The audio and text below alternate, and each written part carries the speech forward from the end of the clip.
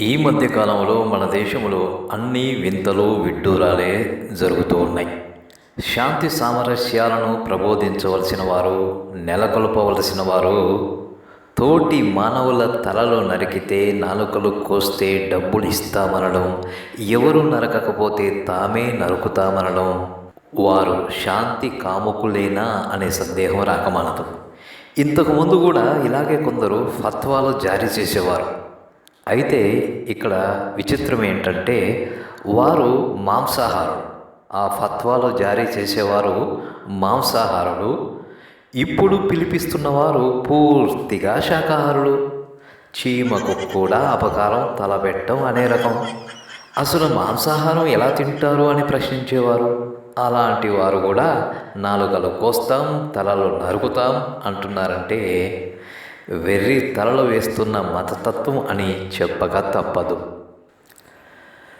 ఎవరి అభిప్రాయాలతోనైనా ఏకీభవించకపోతే ఎందుకు ఏకీభవించడం లేదో చెప్పాలే కానీ ఇలా నరుకుతూ పోతామంటే ఇదేమన్నా ఫ్యూడల్ వ్యవస్థనా, రాజరికమా, లేక ఆటవికమా? ఈ రోజుల్లో ఇలాంటి ప్రకటనలు ఇచ్చేవారని రాజ్యాంగబద్ధ సంస్థలు తమంతట తాముగా స్పందించి శిక్షించాలి.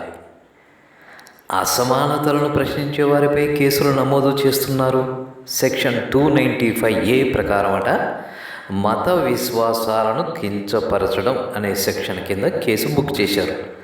ఇందులో కించపరచడం ఏముంది? అసలు అక్కడ ఆ గ్రంథాలలో కించపరచబడ్డ సమూహాల గురించే కదా వారు మాట్లాడుతున్నారు. వారు ఇతరులను కించపరచడం ఎలా అవుతుంది? అక్కడ ఆ గ్రంథాలలో వివిధ సమూహాలను కించపరిచారు అని వారు ప్రశ్నిస్తున్నారు. సో అలా కించపరిచిన వారిపై కేసులు పెట్టాలి కానీ ప్రశ్నించిన వారిపై కాదు.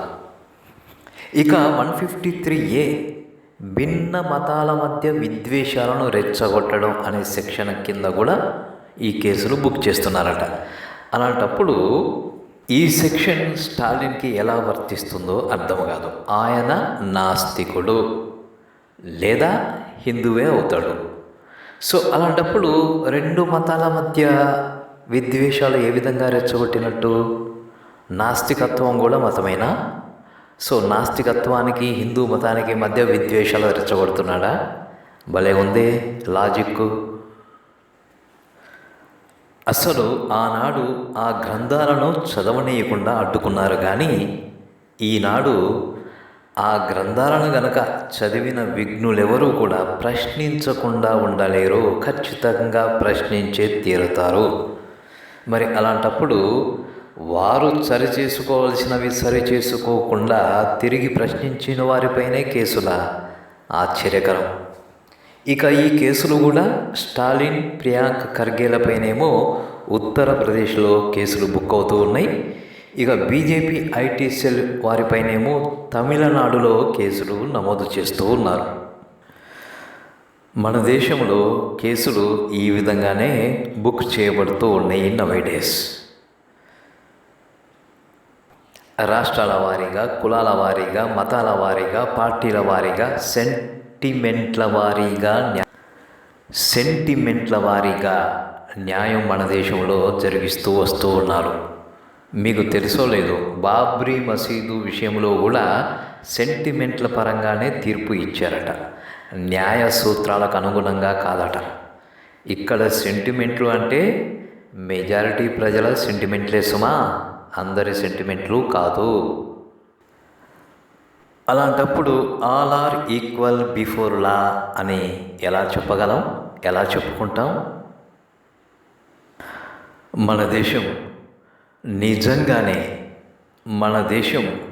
నిజముగా ఇన్ స్పిరిట్, మనసా వాచా కర్మన అందరూ ఈక్వల్ బిఫోర్ లా అనే దిశగా ఎప్పుడు మారుతుందో ఆ విధంగా మారాలని కోరుకుంటూ సెలవు.